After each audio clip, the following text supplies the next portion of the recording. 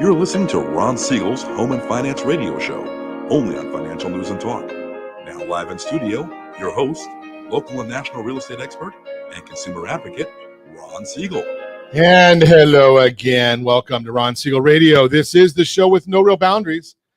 As we discuss politics, I don't even know what are we going to discuss today. I get a message that comes across my screen and it gets me all flustered right here.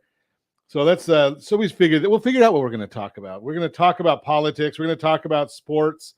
We're going to talk about the media. What are they doing to us? What are they doing to you? We'll talk. There's no boundaries to our show. We just never know what direction we're going, what rabbit trail we will follow. It is a show that connects the dots of confusion, though, delivered by conflicting media reports. We connect the dots so you know the actions you can take on your family, your business can benefit from current events. Most of all, thank you for joining me. Within every market, there are solutions as well as tremendous opportunities.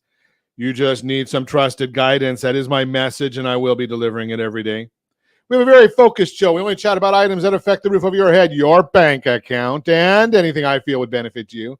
But before we get into our intriguing content today, please join me in welcoming our featured guest and repeat offender.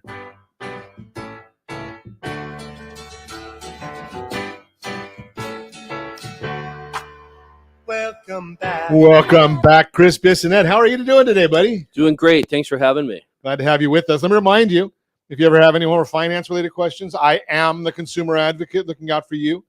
And you can reach out to me directly, 800-306-1990, 800-306-1990, or ronsiegelradio.com. Just remember that's the number you call anytime for assistance. When you call that number, it comes directly to me first. There are operators standing by. Quiet, numbskulls, I'm broadcasting. While I do have a great team when it comes to developing a financing plan or plan to save you money, I personally work with you even if you don't have any need today. Save this number in your phone for future reference, 800-306-1990, 800-306-1990. And yes, of course, we are celebrating today. We celebrate every day on Ron Siegel Radio. You know, I'm looking at the celebrations today, and you know, it's something that brings me back to my youth. Not that young, and it was a long time ago, but today is National Pharmacy Technician Day.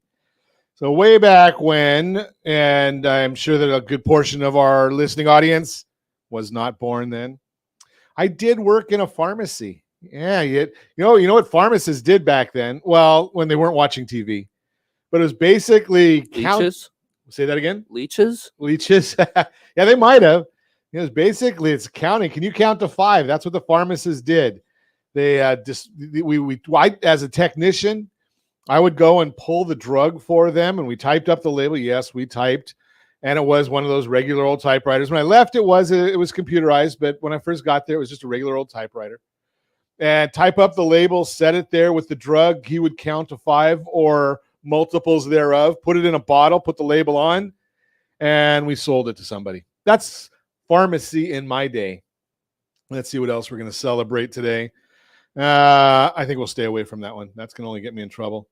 No beer day today. What? No beer. Okay, so Chris, you can celebrate. Josh and I are left out. We're not going to be able to do that one.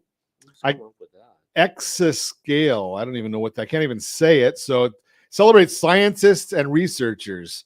Yeah, we're not going there either. Okay, having beaten anorexia, I bet you can guess what I'm going to go with. National Chocolate Cupcake Day. Anybody wants, we are in the office today. We are at the studio today. We are accepting samples for National Chocolate Cupcake Day. And it's also International Legging Day.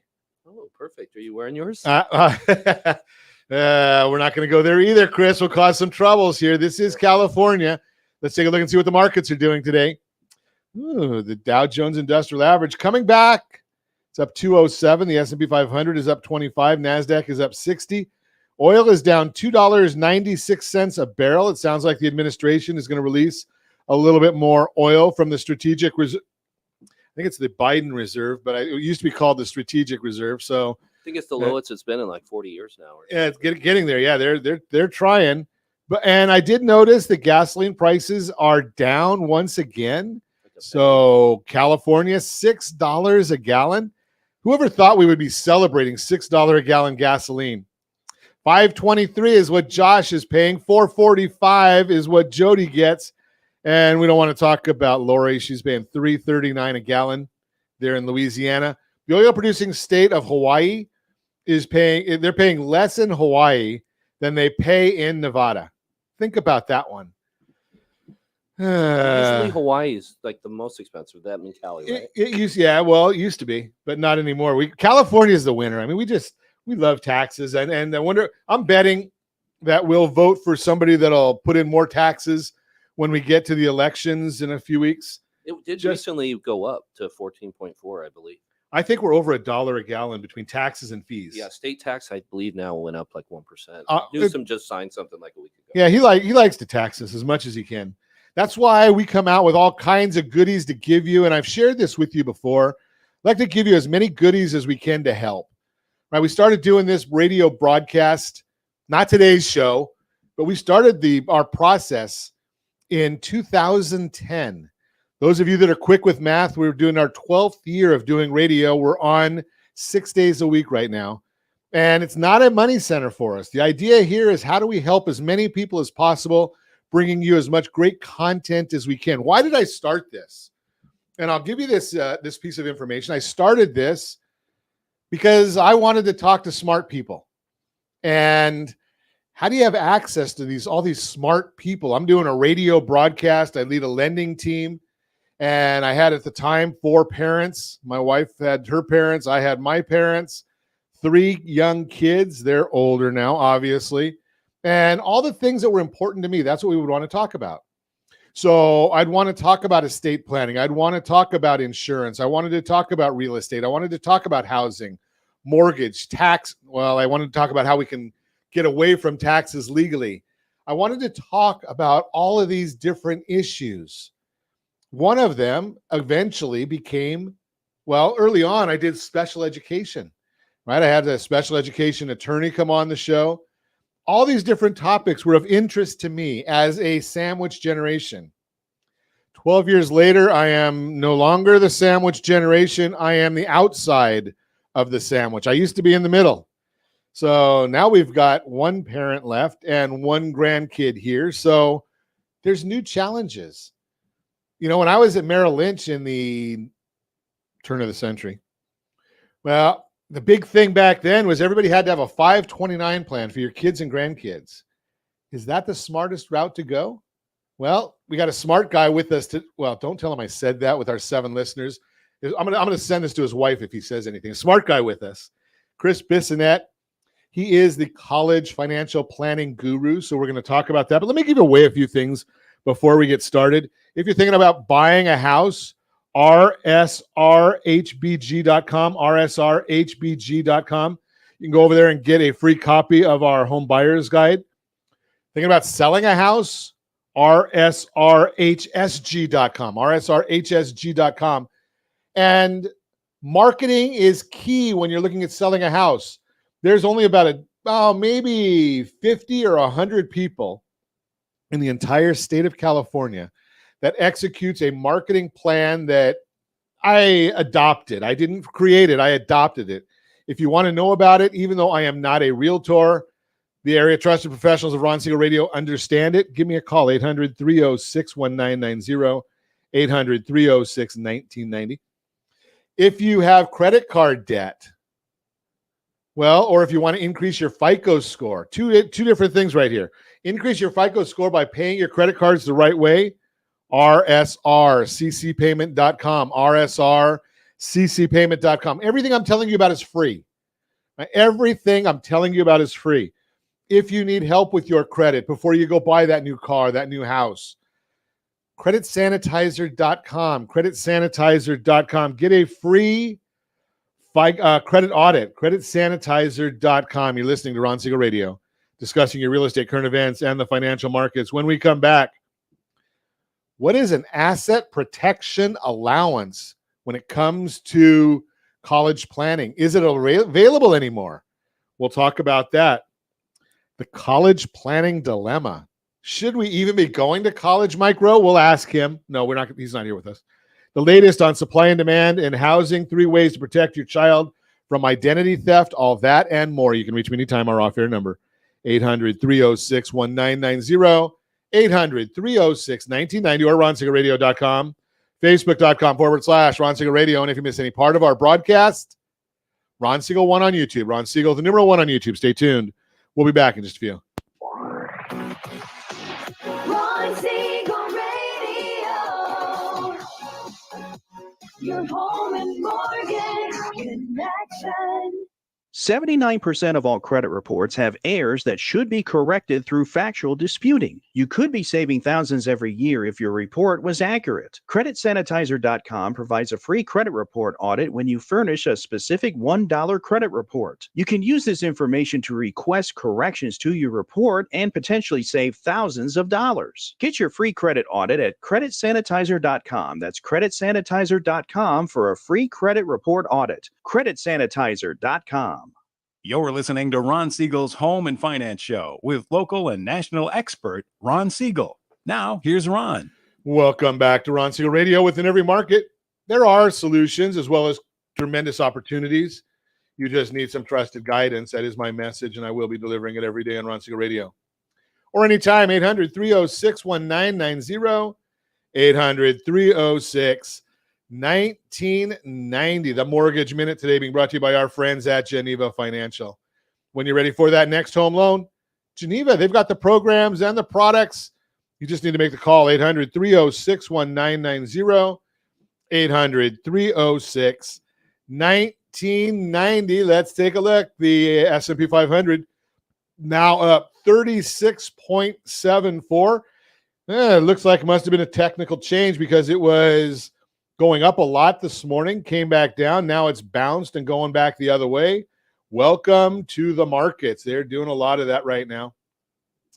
Let's see. The 10-year Treasury is up 1 basis point, 4.029. Mortgage-backed securities down 8 basis points. That means interest rates are going up ever so slightly. And every day at this time, OBMMI. They provide the most comprehensive, accurate, timely, and interactive analysis of pricing ever conducted in the mortgage industry, calculated from actual lock rates with consumers across 35% of all mortgage transactions nationwide.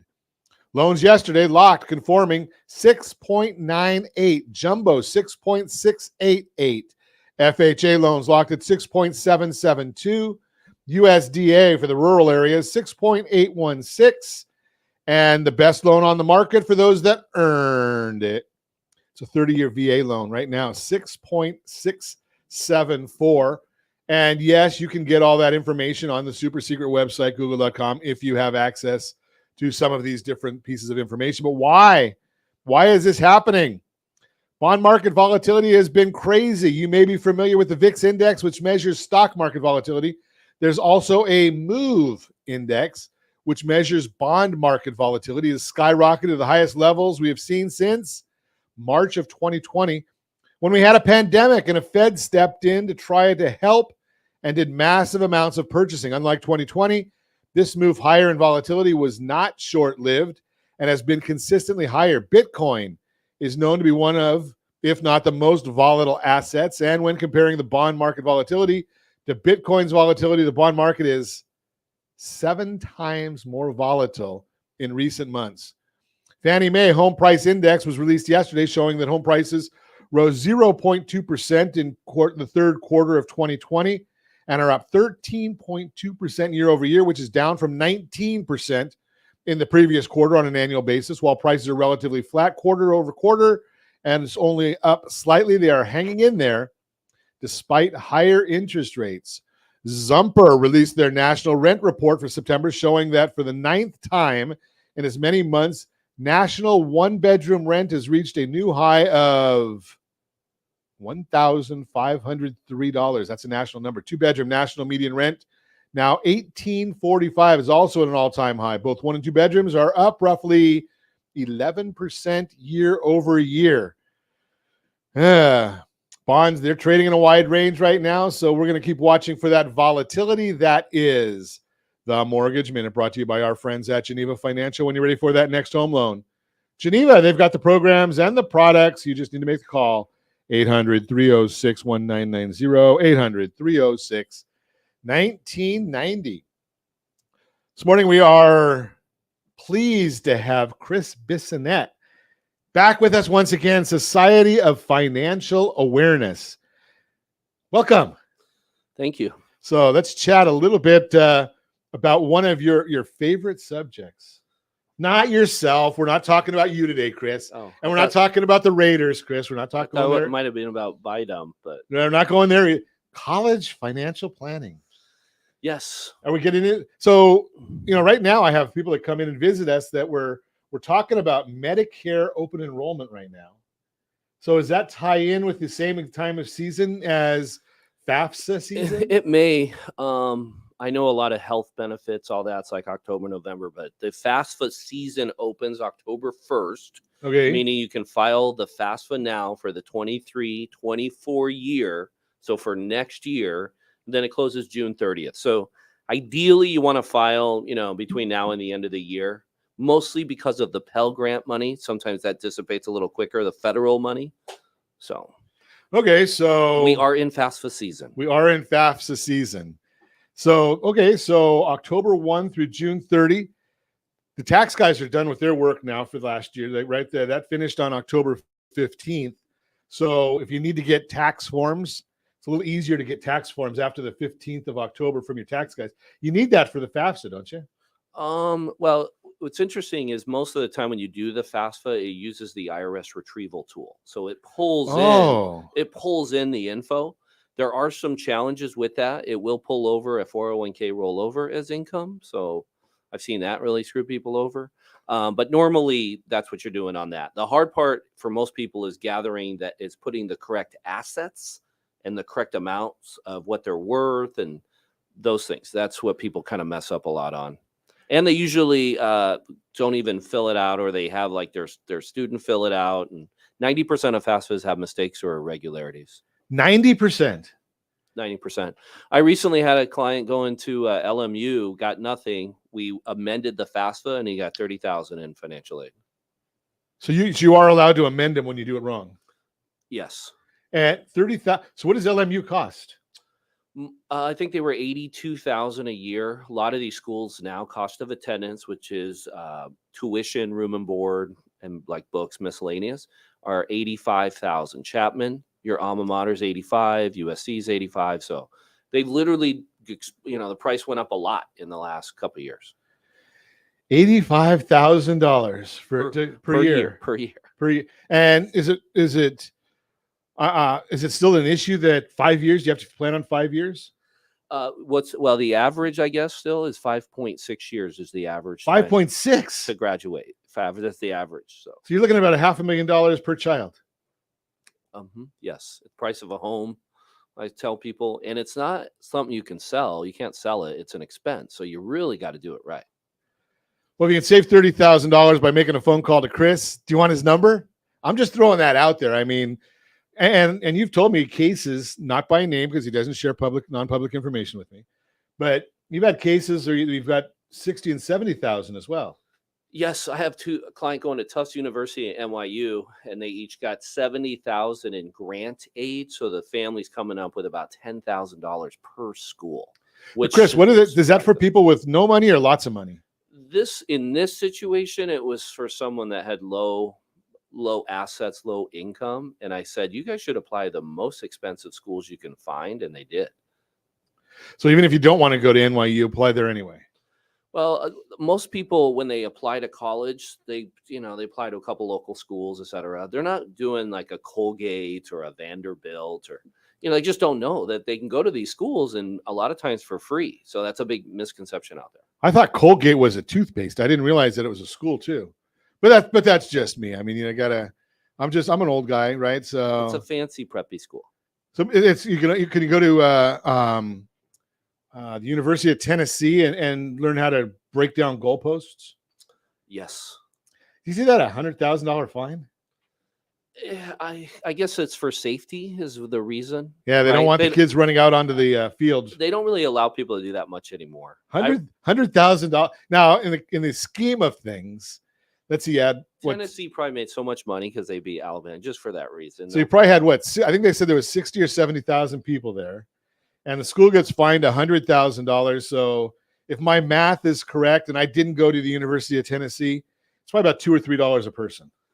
Yeah, I'm sure they don't mind paying it. So right, to beat Alabama after 16 years. It was very cool. There was a shot from the end zone where they made it through, and then everyone starts pouring in, and he's all running, and that'd be great. That, you know, and that to me, that's what the college experience is about. I agree. I tell people all the time, I'm like, well, do they have they got a football program there? Oh, that's fun. I always thought people when they go to college should have the extracurricular as well.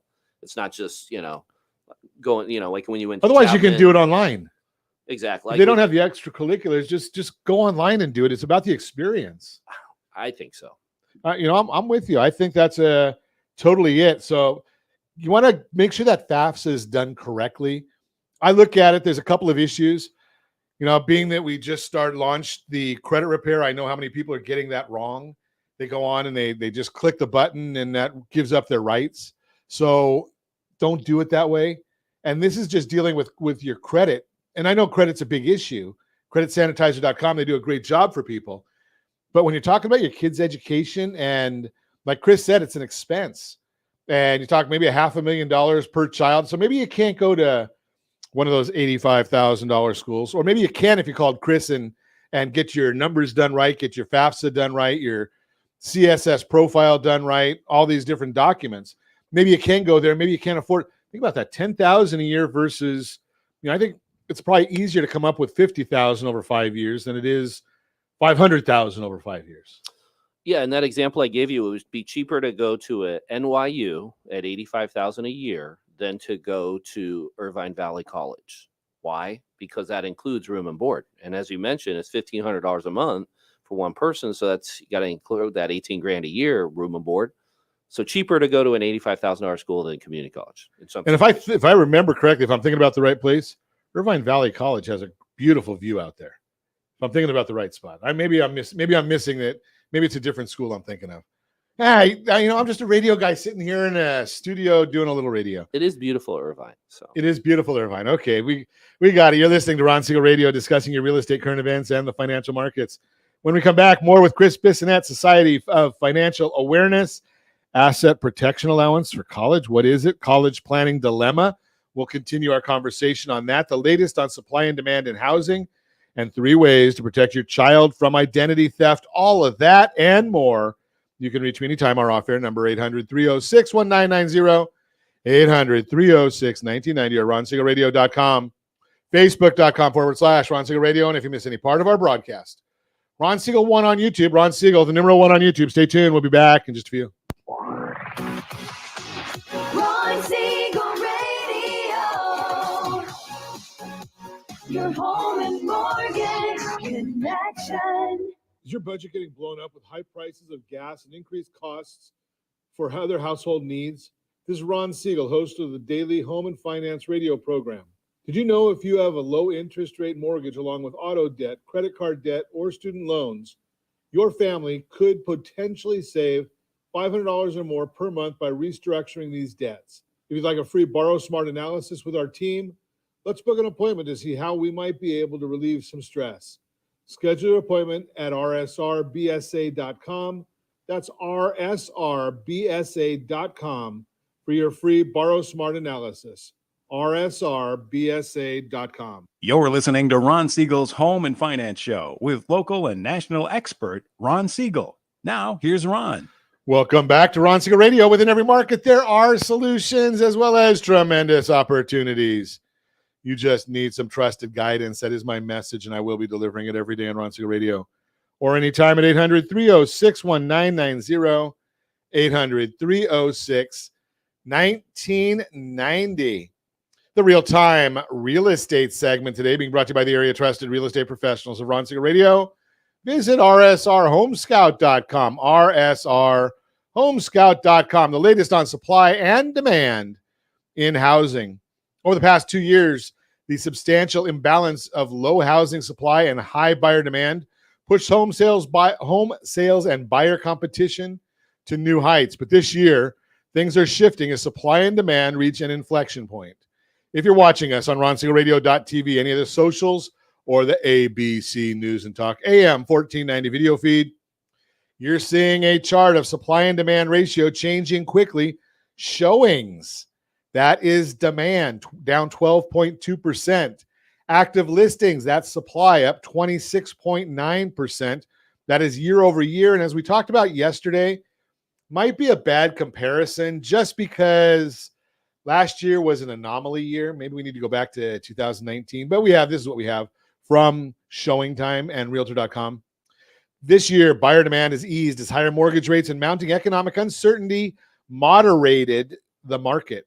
This slowdown in demand is clear when you look at the red bar on the graph that I just told you about, down to 12.2%.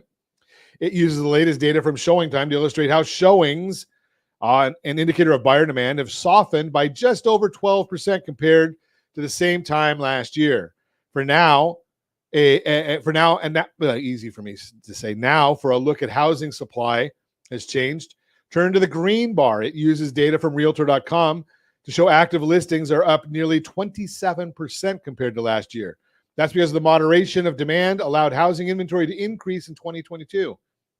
What does this inflection point mean for buyers? If you're thinking of buying a home, you'll have less competition and more options than you would have had last year.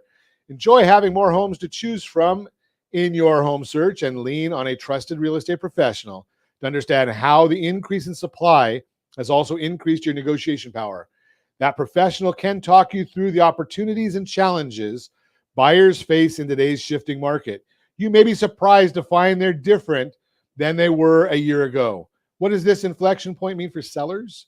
If you're looking to sell your house, know that inventory is still low overall. That means if you work with an agent to price your house based on current market value, not what it was 3 months ago, it will still sell despite the inventory gains and moderating buyer demand this year.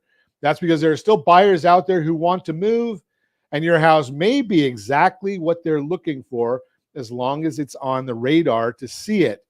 That's what we do differently with the area trusted professionals of Ron Siegel Radio. We make sure that your property, any property we're associated with, gets on the radar of every agent in the community with a very, very specialized technique. Bottom line, if you're thinking of buying or selling a home, the best place to turn to for information on today's supply and demand is a trusted real estate professional, or listen to Ron Siegel Radio every morning. Give me a call at 800-306-1990, 800-306-1990. And as always, I ask, if you have any friends, family, or coworkers looking to buy, sell, or borrow on real estate, can we count on you for that introduction? Again, 800-306-1990, 800-306-1990. That is the Real-Time Real Estate segment brought to you by the area trusted real estate professionals of Ron Siegel Radio. Visit rsrhomescout.com, rsrhomescout.com. Continue our conversation with Chris Bissonnette, Society of Financial Awareness. He's with us. He is the go-to guy at Ron Siegel Radio for college financial planning, and maybe even filling out those bloody FAFSA forms. If you haven't filled out one of those forms, they were supposed to simplify it this year, take it down from 112 questions to about 30 something, and it got pushed off again to the following year. So it's now 2 years in a row that they've tried to simplify it, but the system's so, I don't know, antiquated that they just keep pushing it off. Look, at least the bright side, they didn't add more questions to it. So, but let's talk about this one, Chris, the asset protection. You know, I know you've been here before talking about an asset protection allowance. Mm-hmm. Explain that for us. That's good that you know that. So this is really advanced on the college financial planning side. Don't confuse me for being advanced. I'm the radio guy. I bring in, as I told you in the first segment, I bring in the advanced people with me. Very few people know this, probably even in the U.S., how this part works. But what they used to do is they give you like 40 to 70,000 that you could have liquid that didn't count against you in the financial aid formula. Well, this year it's zero. So the 100 grand in your checking, you're going to lose $6,000 in financial aid eligibility. And a lot of people don't know that. So they can reposition assets. It's all legal before filing. It's just a question of where can you put it where it doesn't count on the FAFSA.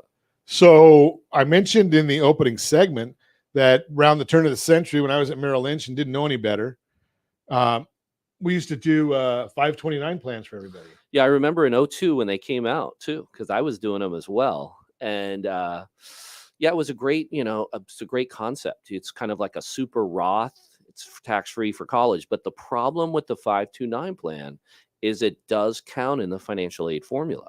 So I do get people with $250,000 in their 529, and I have to explain they're not going to get any financial aid. If they did not have that, they would have gotten financial aid. So do you have to identify who that 529 is for? yes, so you have like you're the owner, and then you can choose any beneficiary. So you could choose your kids, you could choose yourself if you want to use it for college. You can gift it to whoever you want. The problem is they count it as a parental asset on the FAFSA, so it always counts against you. So that's just a word of caution. There are other ways to save for college where those assets don't count in the financial aid formula. Can I have a 529 for my grandchild and not have it in his name? Yes, you can have grandparent owned, and that will not count on the FAFSA if it's grandparent owned. Okay, so I just want to make sure that it's in my name. It's for my benefit. It's not for my grandson. Yeah, and I gift it to him at some point in time. Yeah, it's yours. Well, you can gift it to whoever you want. You can always change the beneficiary in a 529. Okay, so if you want to gift it and you don't have a grandchild to gift it to, call me 800-306-1990. Josh and I can figure out someplace to go with it. Just throw that out there for you. So there are better places then as a parent to go than a 529. It kind of depends, but as far as how do we qualify for the most financial aid possible? Yes, you would not want to have a lot of money in the 529. So I tell people if they have a 529, you can use it for high school. So you can use it for high school expenses. So you want to start spending it down. So when you get to college, ideally it's not there. And then that way you'll qualify for more aid. So you need to call a financial planner, and we are not giving financial advice today. We don't do that on Ron Siegel Radio. We actually give you the questions to ask a financial planner. And we also give you the phone number of financial planners to call who know these things. So we don't want to get anybody in trouble. We don't want to get any of the federal regulators on our tails. We don't want to do that on Ron Siegel Radio. So there are places to put this money that is safe and secure, and works very similar. That works like a 529 where you can get equity returns, but it just doesn't count against you when you file. You don't have to list it on the FAFSA, and it could be $1 million, and that can make a difference of $60,000 a year in financial aid. Wow! So you've used that percentage a few times. So it's basically 6% of your assets. 5.64% is what they count for anything liquid: checking, saving, brokerage, mutual funds. Wow! And then the kids, it's 20%. So I see people like, "Oh, my son's got $25,000 in his name." I'm all, really? You just lost $5,000 in financial aid, or $10,000 in financial aid eligibility by doing that. And all this stuff, you can always move money around before you file. There's no look back like Medicare, like a 5-year look back. Well, that's important because, we want to teach our kids to save money early. And then we go and you think you're doing the right thing by teaching them to save money and putting that away, and maybe buy a house or something. And you go and you look and say, oh, guess what? I saved all this money like a good person. And now the government says, I'm going to penalize you for having done all this. Yeah. I mean, if you have it in a retirement account, those don't count against you. And then most home equity doesn't count against you in the financial aid formula. Home equity. Okay, that's good. Yeah. So is there now, again, no financial advice. And I don't even know if you know the answer to this. You're our college financial planning guy. Is there an age, at the earliest age I can open up a Roth IRA? The Roth IRA can be open once there's earned income. So you can technically, I've heard, do what's called a kiddie Roth, and then it's like an allowance that's being paid. It's kind of a tricky thing. I've talked to a few CPAs about it, and they've never opened them up. But technically, once there's earned income, 100% of the earned income up to $6,000 per year can be put into a Roth IRA for the child. Okay, so again, consult your tax planner now as well. So now we've given you information to ask your tax planner and your financial planner. What else? And we've given you a book. We've given you the home buyer's guide today, rsrhbg.com. We've given you the home seller's guide, rsrhsg.com. We give you a video on how to pay your credit card bills correctly, rsrccpayment.com. What more can you ask for? Look at all these things that we give away for free and telling you how to afford your college tuition. We're going to just keep on giving stuff away. We're going to talk when we come back with more with Chris Bissonnette. We're going to chat about the college planning dilemma. What have we been talking about up to this point? Well, we'll find out more about that. And we're going to also talk about 3 ways to protect your child from identity theft. All that and more. You can reach me anytime. Our off-air number, 800-306-1990, 800-306-1990, or RonSiegelRadio.com, Facebook.com/Ron Siegel Radio. And if you miss any part of our broadcast, Ron Siegel 1 on YouTube. Ron Siegel, the numeral 1 on YouTube. Stay tuned. We'll be back in just a few. Ron Siegel Radio. Your home and mortgage connection. Do you know a homeowner experiencing divorce? Do you know a real estate reference and the divorce decree could cost tens of thousands of dollars? A certified divorce mortgage planning and real estate report could save you thousands of dollars, and it's free from your local certified divorce lending professional. Reach out to Ron today. RonIsMyLender.com. Again, RonIsMyLender.com. Licensed under NMLS 217037, Equal Housing Lender. You're listening to Ron Siegel's Home and Finance Show with local and national expert Ron Siegel. Now, here's Ron. Welcome back to Ron Siegel Radio. Within every market, there are solutions as well as tremendous opportunities. You just need some trusted guidance. That is my message, and I will be delivering it every day on Ron Siegel Radio or anytime at 800-306-1990, 800-306-1990. The Your Credit Matters segment today being brought to you by CreditSanitizer.com. You have a credit report. It is wrong, or at least they claim 79% of them are wrong. So you tell me if yours is right or wrong. CreditSanitizer.com, CreditSanitizer.com. 3 ways to protect your child from identity theft. It is a common problem in the United States and beyond. In 2021, the Federal Trade Commission, FTC, received close to 1.4 million identity theft reports from U.S. consumers. In fact, every 2 seconds, someone believes or becomes a victim of identity theft. Every 2 seconds. The crime of identity theft takes place when a thief steals and uses personal information that belongs to someone else, typically to commit some sort of fraud. Child identity theft is a special type of identity theft where the personal information that the criminal steals belongs to a minor.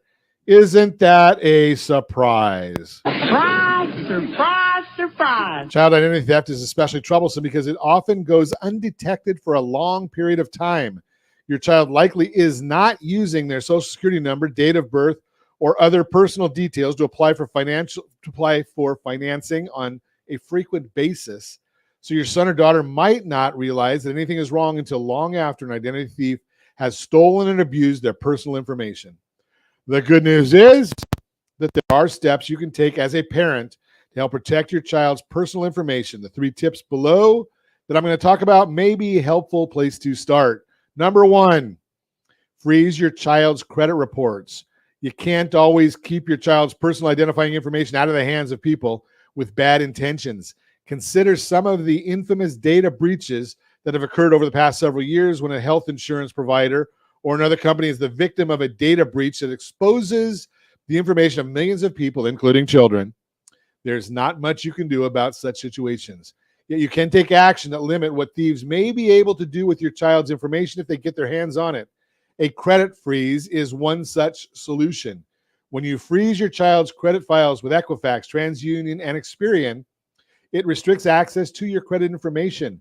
If a criminal tries to use your child's stolen personal details to apply for a fraudulent account after a credit freeze, the lender would be unable to access your son or daughter's credit reports. In all likelihood, the lender would deny the phony application and your child would avoid a potential headache. Freezing credit reports for your child is free of charge. However, you do need to contact each credit reporting agency on an individual basis to place the freeze, Equifax, TransUnion, and Experian. Note that once your child is old enough to apply for credit in their own name, they will need to lift the security freezes at the appropriate credit bureaus before filling out new applications for financing. Number 2, Be cautious about sharing your child's personal information. It's important to be cautious about when you share your child's personal information, especially their social security number and date of birth. You'll also want to safeguard your son or daughter's name, address, email address, and more, and teach them to do the same. Here are a few rules you may want to consider following.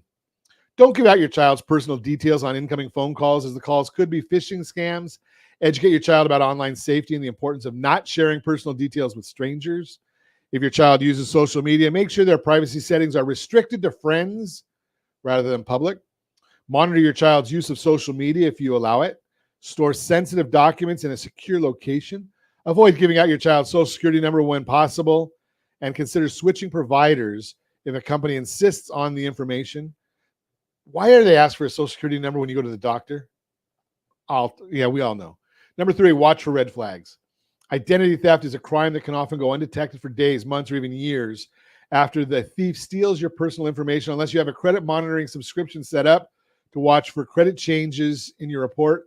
FICO scores, you might not realize that there's a problem when someone fills out an unauthorized loan or credit card application in your name. Cleanall3.com. Cleanall3.com. To monitor your credit or your kid's credit.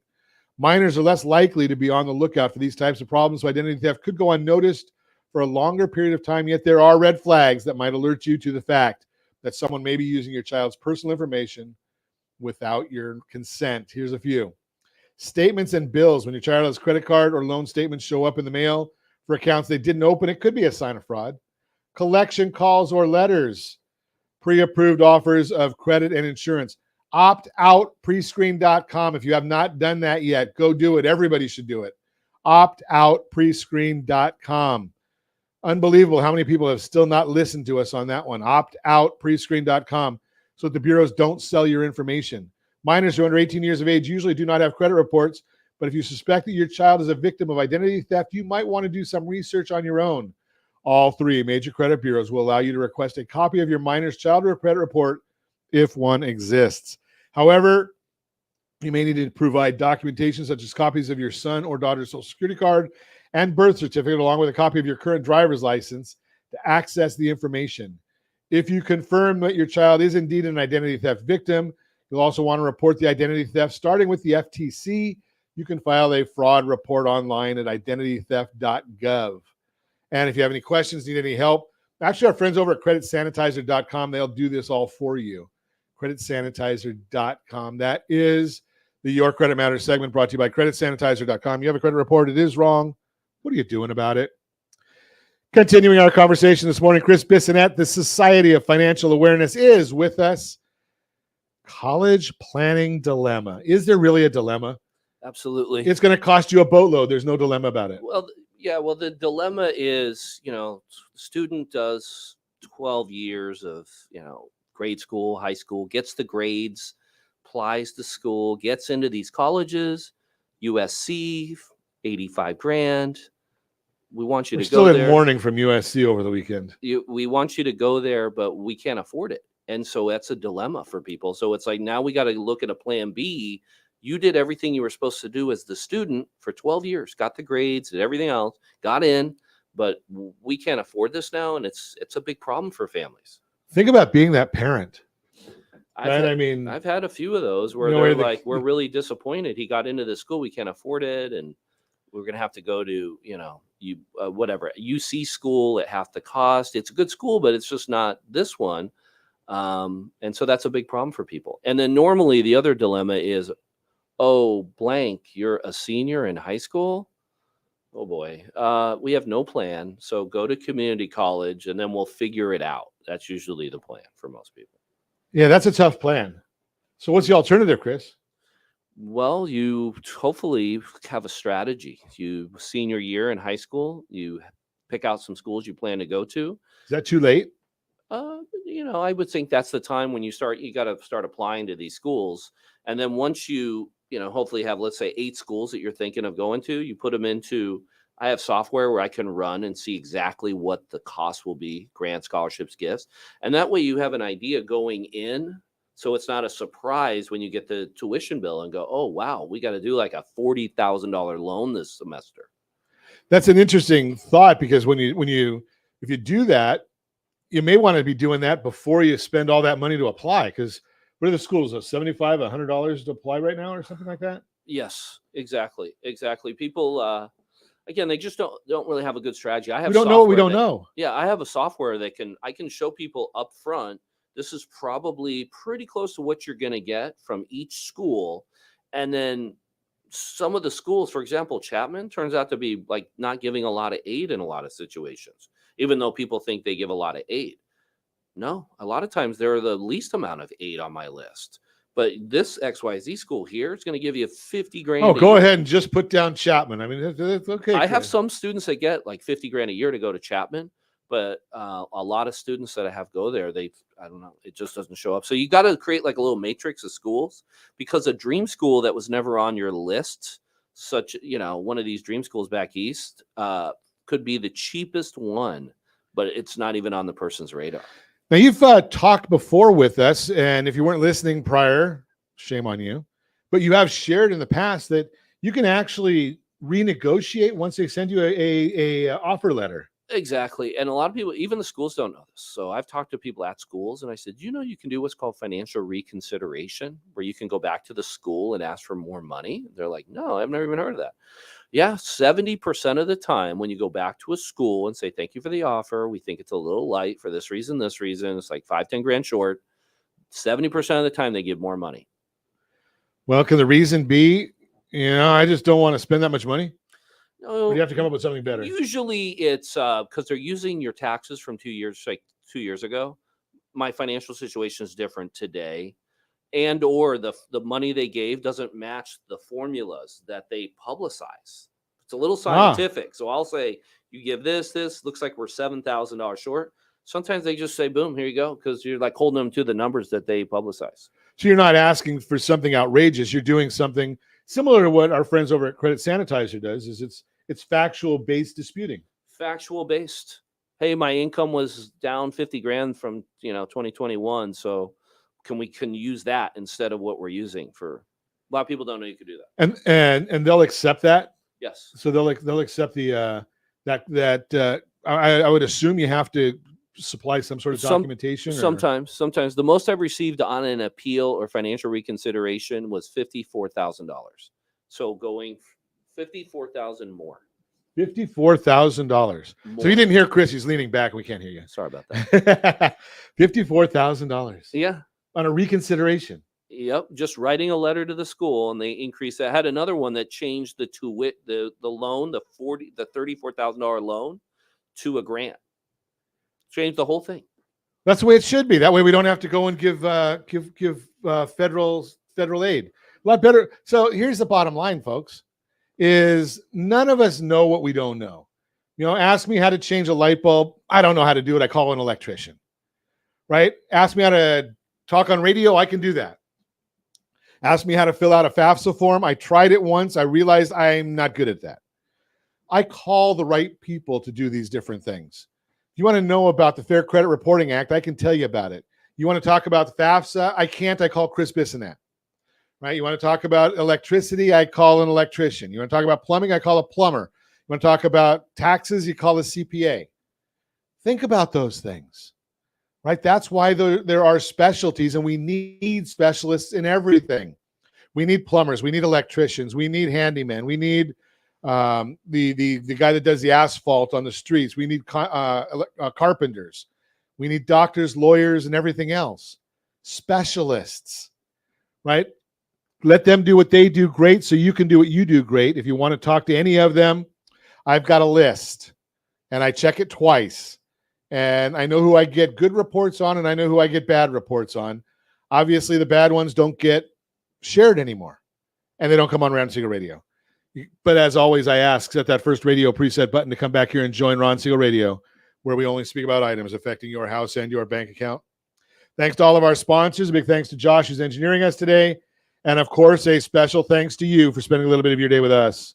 That's all for Ron Siegel Radio. Again, if you have any questions or to meet any of our guests, call me anytime, 800-306-1990, 800-306-1990, or ronsiegelradio.com. And remember, make a lot of money so you can help a lot of people and have a lot of fun. Have a great day. We'll talk to you next time on Ron Siegel Radio.